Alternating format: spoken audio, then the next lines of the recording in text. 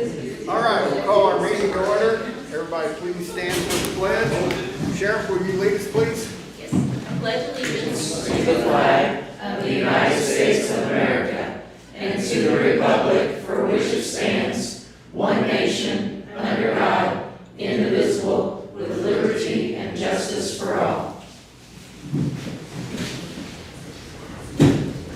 All right, I will ask for minutes from our last meeting. Make a motion that we approve the minutes. We have a motion. Do we have a second? Second. All those in favor? Aye. Aye. All those opposed. Claims? I'll make a motion we approve the claims. Do we have a second? Second. All those in favor? Aye. Aye. All those opposed. Health Department? We have nothing at this time. That's a good deal. Sheriff's Department? I have too much to say. Oh, come on, Sheriff. Sorry. To bring up to speed, our washer, we only have one. Most jails have two, so that way in case something goes down, we only have one. Our washer is 18 years old. We're gonna need a new one. The repairs parts aren't available to repair the old washer. So we're looking at about $17,000 is what a new jail washer runs, because of all the specialized equipment. We have the money in our fund. I've already talked to President Benton with the council, and since we have the money for jail repairs, we should be able to buy that without having to do additionals. So just FYI, we're getting a new washer. Shower walls, I think I brought that in the last meeting, that they're leaching through into the other ones. We're getting quotes about getting those lined with aluminum, so we'll see what kind of price we're looking at on that.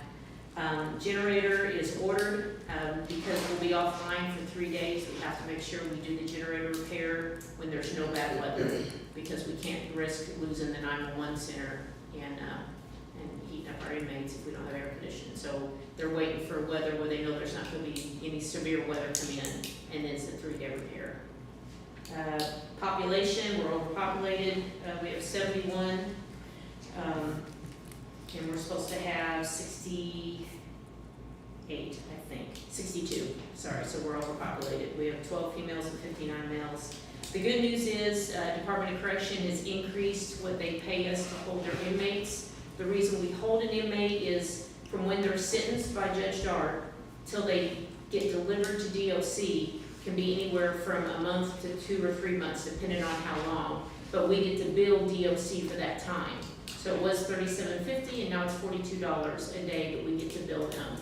But with this increase, they've locked us in that we have to bill them in 60 days. Stella already bills in 30 days.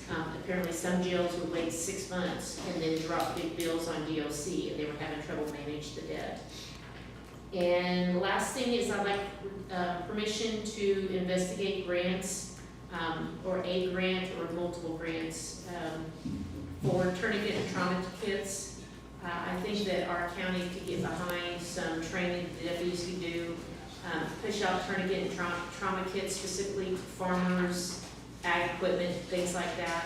I think maybe it'd be a nice public service if I can find some money to buy those kits. So if you all allow me to investigate, see if I can find any grants for those, it'd be great. I will ask for a motion. I'll make a motion. Second. All those in favor? Aye. All those opposed. All right, that's it. Thank you. Do we need bid opening? Oh, yeah, we got bid openings. Oh, yes, I did. Okay, so these don't specify anything, but these specify like specific. 'Cause there's 3 vehicles. Okay. So I don't know how you wanna do it. Okay.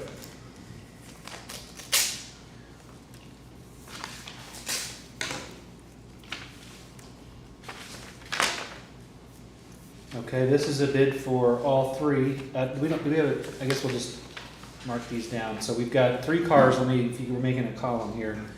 We've got a 2015 Ford Taurus, a 2013 Ford Explorer, and a 2011 Ford Crown Victoria.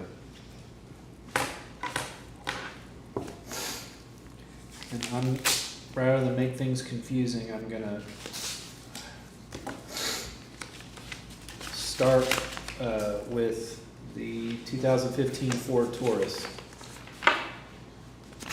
Okay, on that one, emergency remarketing, out of Ohio bid $787.18.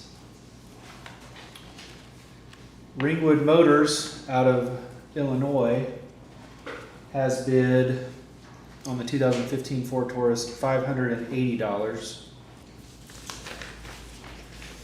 Then we have two more bids on that vehicle. Let me open those.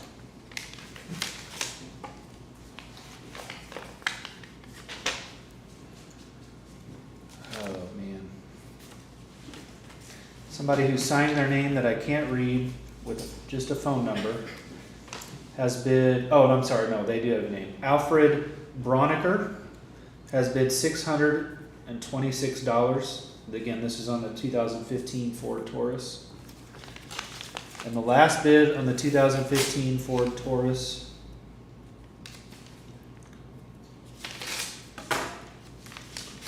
is from Dustin Jones, who bid $500. So as best I can tell, the top bid on the 2015 Ford Taurus is emergency remarketing for $787.18.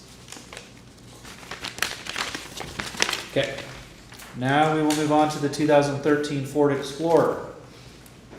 For that vehicle, emergency remarketing bid $678.18. 678. 678.18. Ringwood Motors bid $380.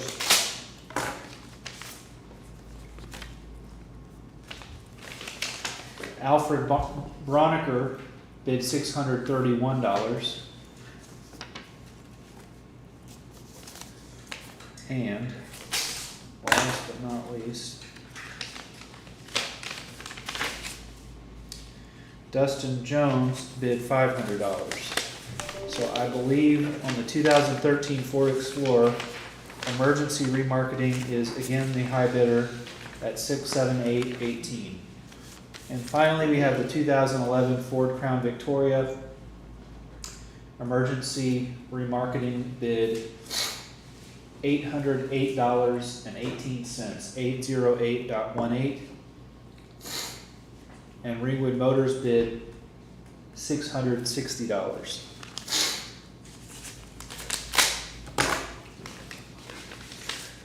The next bid comes from Alfred Broniker, who bid $526. Again, this is 2011 Ford Crown Victoria. And the final bid on this vehicle is, I don't know if this is Lori Masterson, but they are the high bidder at $1,050 for the 2011 Ford Crown Victoria. Laure Masterson. Unless they forgot a letter in their name, I don't know them. Maybe you guys did. Okay, you know, we often take these under advisement for larger things that involve multiple insurance and bonds and all of that. I mean, it's obviously up to you guys, but I think it might make sense to go ahead and award these bids given the information you have, but that's up to you. I would feel comfortable if you want to do that. If you want to take it under advisement, that's fine too. I would like to make a motion that Emerge, I'm not sure if they have a real name, takes the 2015 Taurus and the 2013 Explorer, and Laurie Masterson takes the 2011 Crown at $1150. All right, we have a motion on the table. Do we have a second? Second. All those in favor? Aye. Aye. All those opposed? All right. I would make a note, this is good news for us. Last year, if you remember, when we sold the one Explorer, we had one bid. Yeah. So the idea that we had so many bids and much better prices is good for the county. There we go. Anything else, Sheriff? No, sir. All right. Highway Department? The only thing that I have the new 4-year contract with United Consulting for our bridge inspection. And I need your all signature on that. Now, I think Mitch, I think the guys would like to speak to you all about a few things. Yeah, quickly, thank you again for selecting us for the bridge inventory. Bridge inventories are required by NDOT to be completed on all bridges within the county on a maximum of a 2-year inspection cycle. Inspections are contracted on a 4-year basis, and that's what you have for us. We did the last inspection. The inventory is supported and paid by the county at a rate of 80-20, the state paying 80% and the county paying 20% of this total contract. We appreciate your confidence in us, but one of the things that I wanted to say, and you'll see it on here, Spencer County is in full compliance with state and federal regulations on their bridges, 100%. You are in better shape than most counties that we go to by a long stretch. And that is basically because of the dedication of the commissioners and Dale and thorough inspection process that you guys are willing to follow, which is a big part of this. So I'm going to hand this out, and I'm going to let Mitch speak a little bit for you guys. This is a one-sheeter. He has that entire book, if you want to read the entire book, that will go through every one of the bridges and locating everything that's on there. I know Dale reads it to go to bed. That's what he does. It's a lot of reading. He's been through it twice, but I'll let Mitch speak.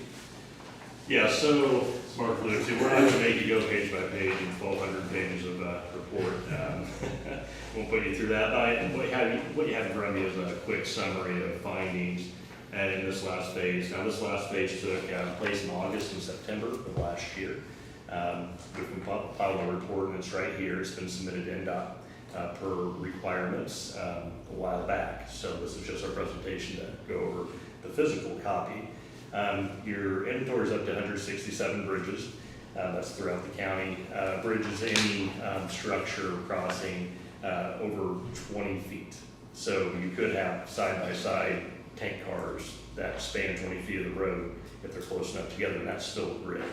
That's something I like to explain every time, because you think bridge, you think concrete deck or on beams or anything like that. But this does also include large culverts. We've given a detailed maintenance list Dale has that he can use to go through and take care of critical maintenance items to keep up on the bridges and keep them lasting their expected lifespan. Currently, the inventory has 26 load posted bridges. These are load restrictions on the inventory. New requirements by NDOT do require postings in advance on both sides of the bridge at each intersection and at the bridge. So you could have anywhere with that number from 104 to 208 signs, 208 signs that Dale and the Highway Department have to keep up on. We have them go out ahead, and they've been keeping track of signs that get missing and replaced. NDOT's been cracking down on that. So every time we go out, we have to report a missing sign. Dale gets it replaced, and we're keeping everything up to compliance in that way. Some good news here, you have 3 new bridges. 2 are replacements. One is a bridge we found during our last inventory cycle, just driving to another bridge. Our inspector noticed that this could be a bridge. He measured it, and turns out it was. So that's another bridge that we'll be inspecting on a biannual basis. The good news there is you don't have any NSTM bridges. Those are formerly known as fracture critical bridges. Bridge 152 on 1300 North over the Anderson River used to require annual inspections close up. We had to get on a pick board, they call it, and scoot across on the bridge to look at all the connections. You guys have shown commitment to replace that. It's in place. We've inspected it, done the initial inspection on that new box beam bridge. So that's one less in-depth inspection that you have to pay for, to be honest with it. So that's a good thing. Keeping really good on the list. And this kind of if you go to the top 5 replacement, top 5 rehabilitation bridges, you'll see that the top 5 rehabilitation only has 1. That means most of the bridges are in good enough shape where we're not needing to be worried about deck replacements or anything that would rehabilitate the bridge. There are 5 bridges on there on the replacement list. Those are at the top of the priority list. highway department already has plans for those. So we're staying on top of that. The back page has the state comparison. This is kind of what Mark was talking about. When you compare you to other counties, you can do a quick view there. You're close to the average in total number of bridges, but you only have 1.8% of your bridges on the increased frequency list. Those are bridges that have to be, that are in such bad shape that they have to be inspected every year. Only 3 bridges on your list. You used to only have 1, but new inspection criteria force us to reduce a couple. But those are already on the replacement list and on Dale's radar to get done. So those won't be there for long. Anything else on here? Your bridges are fairly young. 20% are over 50 years old. Average lifespan of the bridge is, the planned lifespan of the bridge is 75 years. Only 20% of yours are older than 50, so you're in really good shape and you're keeping up on replacing bridges. So that's just going to drive down that number. And just to see the number of the low dose of bridges, I said 26. It sounds like a scary number, but you're about at the average for the state. It's not that bad, and those really aren't in critical shape. It may be a scenario where there's an emergency vehicle that it can't carry, and that's still low coasted. It's those are pretty common on older structures. So that kind of lines up with your bridges over 50 years old as well. So that's all I had for you. There's a visual of the work we put in. We've included 4 flash drives for the highway department, so all the photos. Bit of an anomaly in the stats here too. It says bridges over 50 years old, you're at 19.7, which is a really great number, but then it says average age is 56, and that's because of those 3 bridges that are in this community that are 100 years old. Kind of really puts up that average age of what those are. So, and that's one of those, that's part of those new criteria from the state. It's going to be inspected once a year now because of its age. Thanks, Mark. That's all I had for you, unless you have any questions for me. Thank you for your time. Thank you all very much. Thank you. Dale, anything else? That's all that I have. Well, we're actually getting ready to start chip and seal overlays, so I know y'all be getting a lot of calls from that, so I apologize in advance. All right. Sounds good. Okay, our credit card policy, Mac? Yeah, so last time we tabled those guidelines that were emailed to you and how we're going to collect the request from departments to submit an application. And so you can see there's a form tied with it. Basically, it includes rationale, it includes accepting everything that's already in the ordinance of getting itemized receipts, make sure all invoices are turned in on time. It basically just outlines and says, they're responsible for the card, they're responsible for safekeeping, they're responsible for all of those things that are in the ordinance. And then so from there, once that comes in, it comes to us for approval on, are we going to approve this department for a card?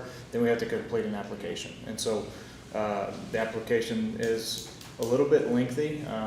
So I've been working with Melissa that it would be best if we batch it.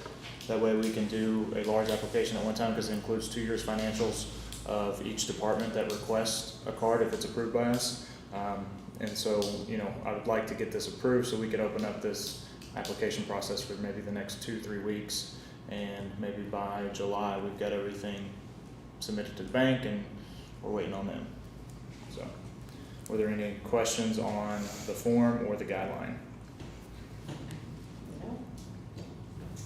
Well, I will make a motion to approve it since I created it and I think it's pretty good.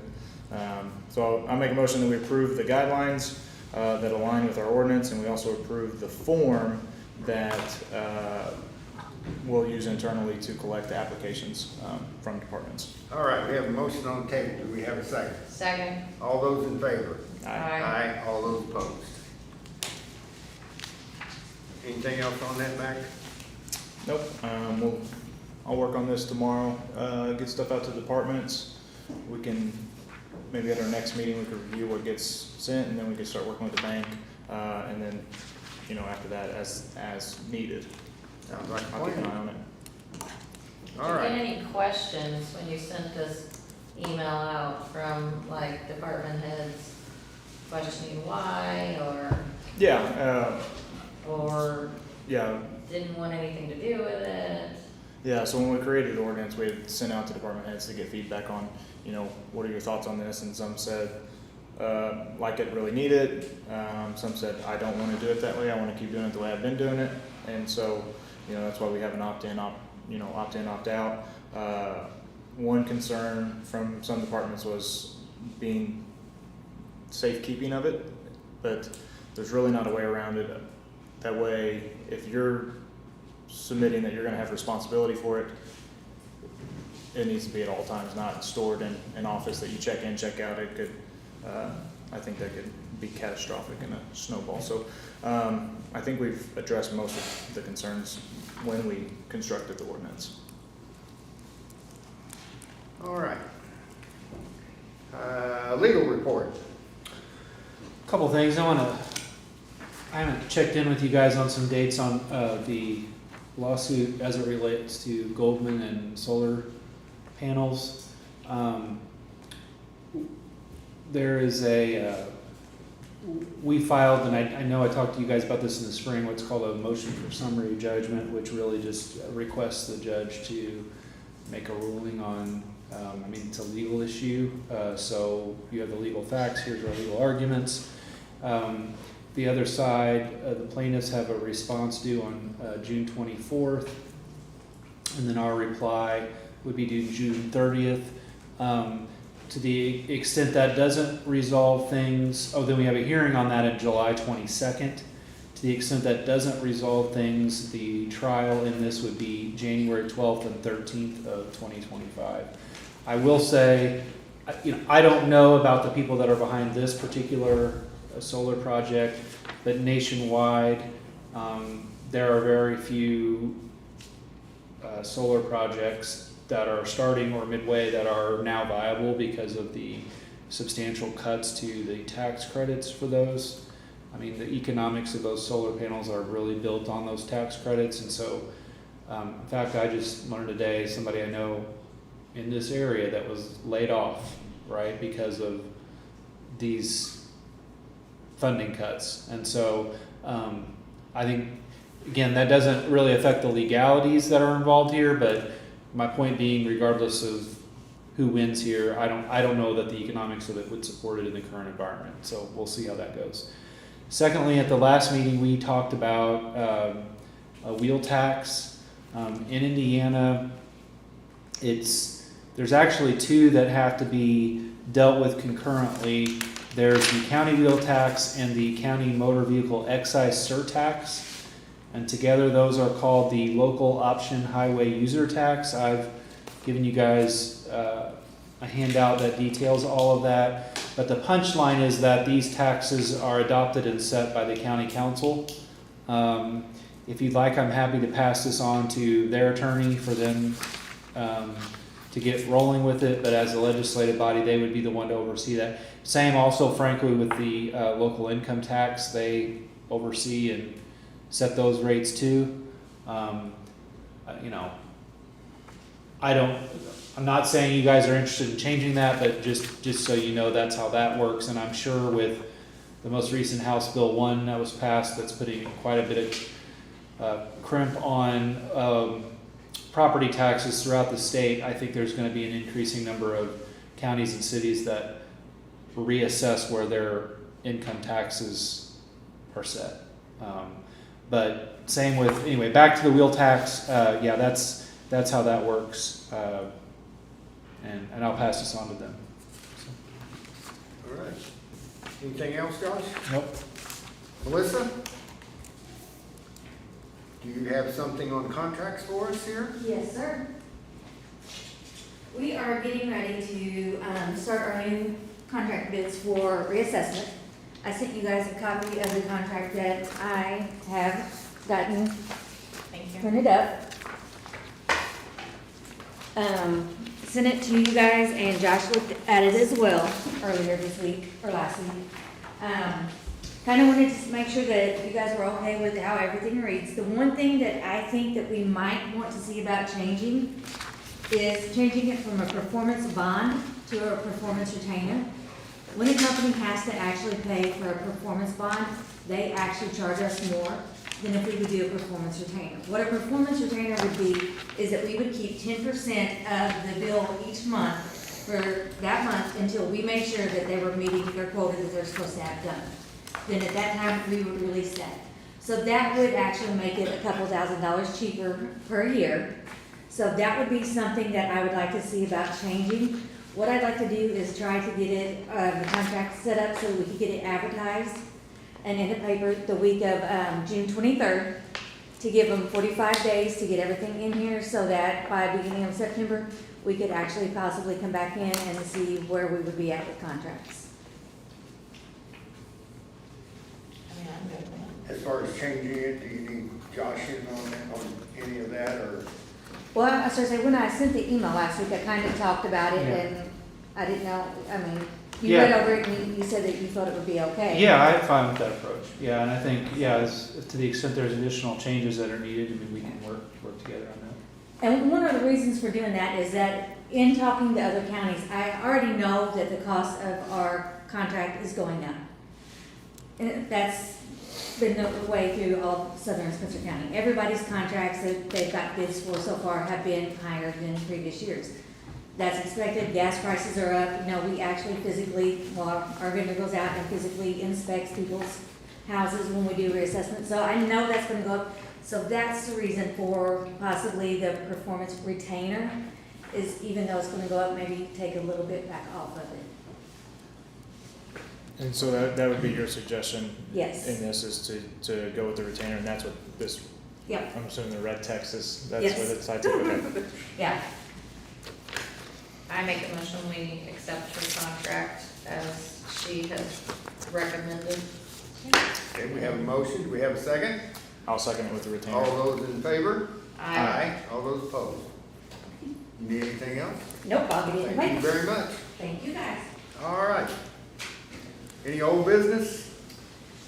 I just want to let everybody know that we had a fire training center that was going to be delivered Monday, Tuesday, Wednesday of this week, but because of employment and constraints, they are now moving it back to later this month. So we're still holding out for our training center.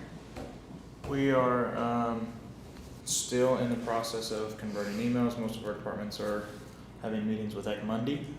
So I thought we were gonna turn the corner, but we still have a lot of unaccounted for emails that are out there, so I'm sifting through all that. I think we'll have a lot of people transitioned over by the beginning of next week. They're meeting with them today, to get their credentials.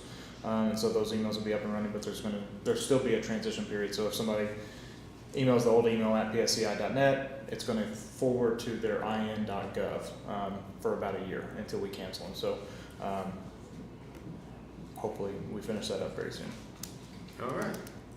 Also, RJL Solutions will have their strategic plan ready for the county on June 17th. So I ask if we can have that on our agenda, and ask that the auditor puts it on the council's agenda as well for June 17th. All right. Anything else under old business?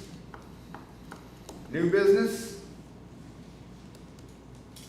Well, I think that, I know we have this RFP here for the insurance that'll be due on June 17th. I know that we approved that from our last meeting, but from those, whomever applies with those on the RFP, ask that we meet on a special meeting for June 24th to review that information of who submits for the RFP. That way we have time to review whatever is submitted.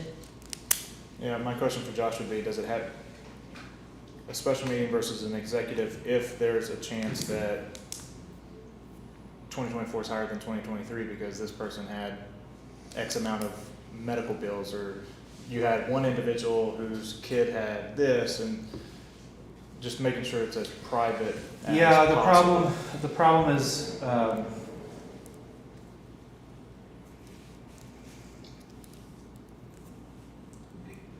this gets to be in a bit of a gray area of the exec versus special meeting, and my fear is that,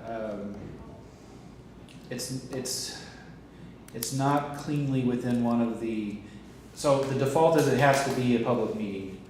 It's not real cleanly within one of the exceptions, and, you know, I'll just say this, you know, publicly here, I mean, you know, the risk is somebody loses the bid and then you're in a lawsuit because what was really discussed. I mean, in executive sessions, if you were just gonna talk about those kind of issues and just receive information and have no deliberation or discussion whatsoever, there's an argument that's possible.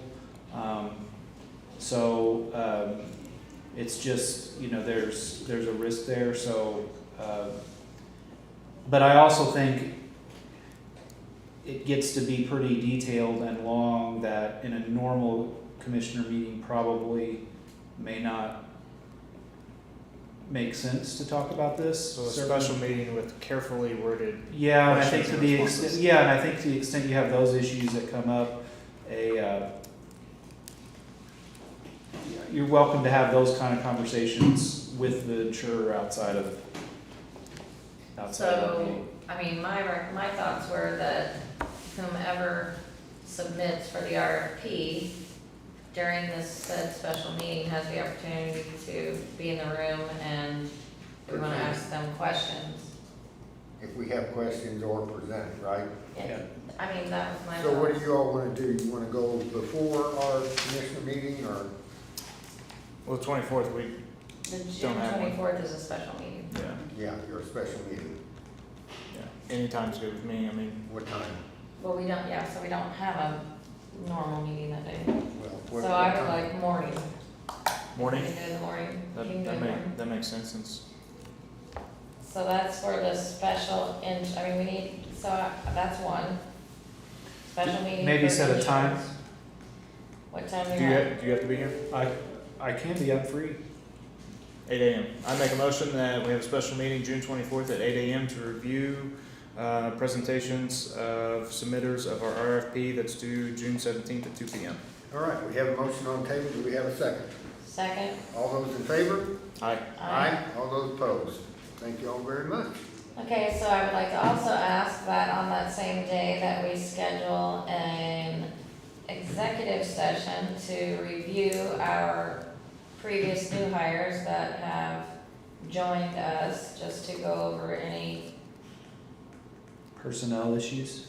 or questions, because they have been here in the past 3 months. I know our BSO guy's in the room, so just in case you would have questions. Our building inspector to go over concerns that he's maybe had and, you know, possibly talk about his new fancy truck that he'll get to drive. And then discuss unsafe building matters. So because it's a personnel meeting, it needs to be executive. Yeah, it does. Can we do that?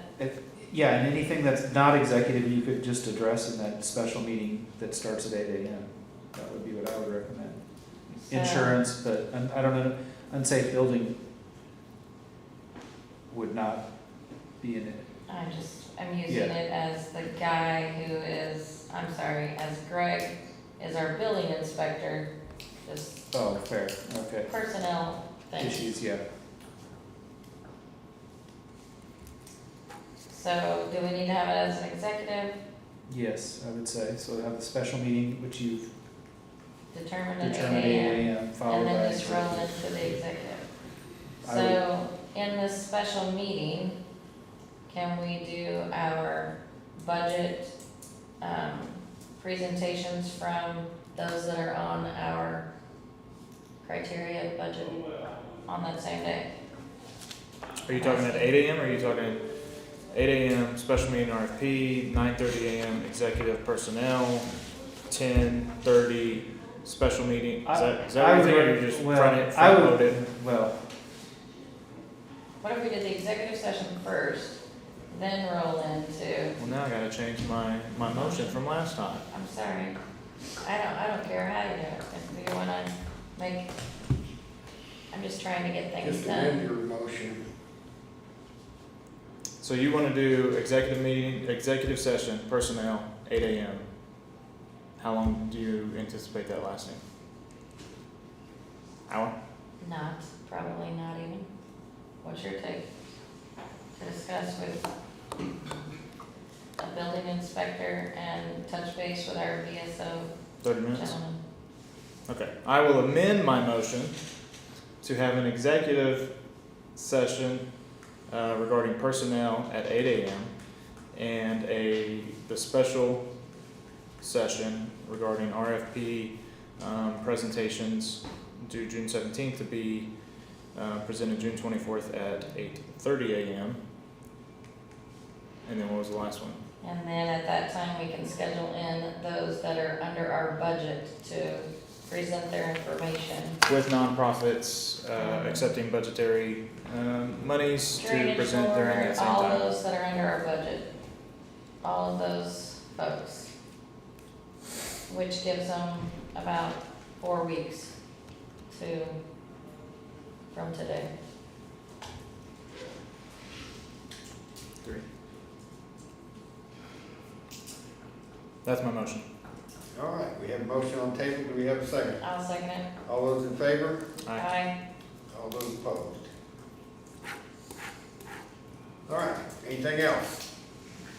Out of old business? New business? That was If nothing else, I will ask for a motion to adjourn. I'll make a motion to adjourn. Do we have a motion? Do we have a second? Second. All those in favor? Aye. Aye. All those opposed? Thank you all very much. So, I'm make sure I got this.